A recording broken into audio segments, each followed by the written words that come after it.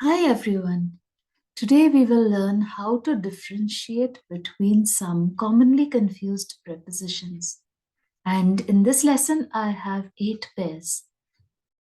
Why are prepositions confusing? Sometimes prepositions may sound similar or they may overlap in meaning. That makes them confusing. The first pair, for and since. For is used when you want to indicate a period of time, while since is used when you talk about a specific time. So if I want to say something about a longer period of time, like I lived here for 10 years, I'm talking about 10 years, then I would use the preposition for. I lived here for 10 years. But if I am talking about a specific time, like maybe 2014 or 1922, then I would use the preposition since, because then I am mentioning a specific time. Here are some examples for you. I worked there for 12 years. I worked there since 1989. She studied Spanish for 2 months. He was absent since Tuesday. If you look carefully, you will see that for is used when a longer period of time is mentioned, as in the first case, 12 years, and in the second case, 2 months. But you use since when you're talking about a specific time, like 1989 or Tuesday. I hope that was clear. Here is the next pair of prepositions that people normally get confused with: in and into. A very easy way of knowing the difference is that in is used when you want to indicate a location. Something is inside something else, or rather, as you can see in the picture, someone is inside something. It's showing you a specific location. But you use into when you want to show movement, that something was not always inside but is going inside as you speak. I hope you followed. For example, I could say, my pen is in my pencil box. But if I want to show movement, then I would have to say, for example, suppose I am putting my pen into my pencil box, then I use the word into, because it's not in the box. I am putting it in. All right. So put your pen into your bag. Put your box into your bag, because the box was not in the bag already. But if you're talking about something that's already inside, then you use the word in. Here are some examples for you. The pen is in the box because it is already in the box. I threw the ball into the box because it is not already in the box. You are throwing it into the box. It is showing movement. The rocks are in the river because they are already in the river. The man jumped into the river to save the dog because he was not already in the river. He jumped into the river. At that point of time when you are talking, he jumped into the river to save the dog. Or you are talking about it at a later point of time, but you are telling the person that the man had to go from one place into another place. He was not already there. I hope that was clear. Here's the next pair of prepositions: under and below. Very similar words, aren't they? Under, below. When do you use each one of these? Use under to show that one thing is covered by another, while you can use below to show that it is at a lower position. So if you look at the picture on your screen, you will see what under indicates. The girl is standing under the box. But you would use below to show something like his temperature was below normal, something like that. Here are some examples for you. He lay under the quilt. The cat was hiding under the bed. His marks were below average. The young couple lived in an apartment below ours. Lived, sorry, there's D missing there. The young couple lived in an apartment below ours. So I hope that's clear how to use under and below. Let's see how to use in and on. Very often confused. Use in to show that something is inside. Like I just told you a little while back, that when something is already inside something else, you say in.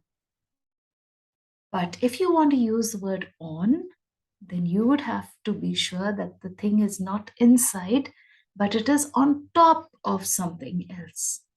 For example, look at your screen and you can see the girl standing on the box because she is on top, she is not inside. And yet, if you want to use the preposition in, then she would have had to be in the box, inside the box. Here are some examples for you.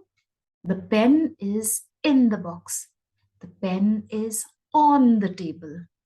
The book is in the bag, while the book is on the chair. Clear? Let's move on. At and in. I find that these two prepositions are also very often confused. You can use at to indicate a smaller place and in to indicate a larger place. For example, he was living in Delhi because Delhi is so big. But if I'm talking about a specific place in Delhi, a smaller area, I don't know Delhi very well, but suppose there was a place called, say, Safdarjung, then I would say he lived at Safdarjung in Delhi, something like that. At indicates a smaller region and in indicates a larger place. I have a few examples for you. She was born at a small hospital in London. They live at Rajaji Nagar in Gujarat. So if you look carefully, you will see that at is used before a smaller place, a smaller area, like a small hospital or Rajaji Nagar. But if you're talking about a bigger place, London, Gujarat, then it's in. Okay? The next pair, beside and besides. Confusing ones, isn't it? The difference between both these words is just one S. And yet, there is such a vast difference in the meanings. Beside, without the S, is used when you want to say that something is near something else. She was sitting beside me all the time. I walked beside her. The river was beside the house, something like that. When you want to say that someone or something is near something else, close by. But if you think of using the preposition besides with an S, then you mean to say that I am doing this apart from that. So I'm doing two things. You're not talking about something being close to something else or something being near something else. You are talking about doing something in addition to something else. So I play football besides badminton. So you get that? I'm talking about two things that I do, football and badminton. So I'm talking about two things.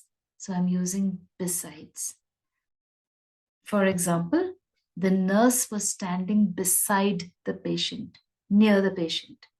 I ate pani puri besides chaat. So in addition to pani puri, I also ate chaat. The baby walked beside his parents, close to his parents, near his parents. She loves coffee besides milk. That means she loves them both, coffee and milk. Okay? With and by. With can be used for instruments, while by is used when you talk about someone using them. So, as you can see in the picture, he cut an apple with a knife because you're talking about an instrument with. He put a nail in the wall with a hammer, with an instrument. But if you want to use by, you should be talking about someone who is doing it.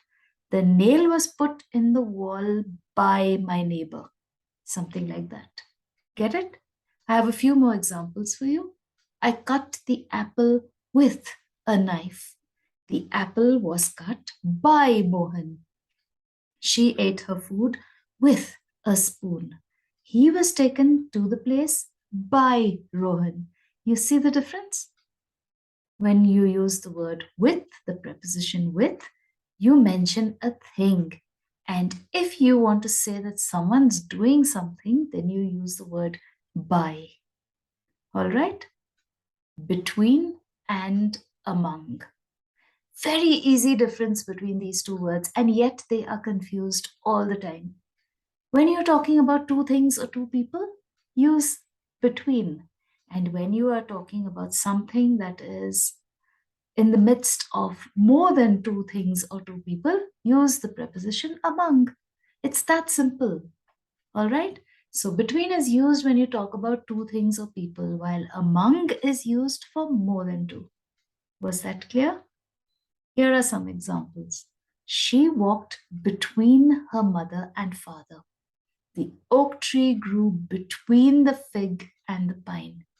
She stood among her friends. Why? Because there are more than two friends. He distributed the sweets among his classmates. Again, presuming that he had more than two classmates. So I hope all this was clear to you, and now you are no longer confused with these commonly confused pairs of prepositions. All right, we'll meet again very soon. Until then, do take care of yourselves. Bye.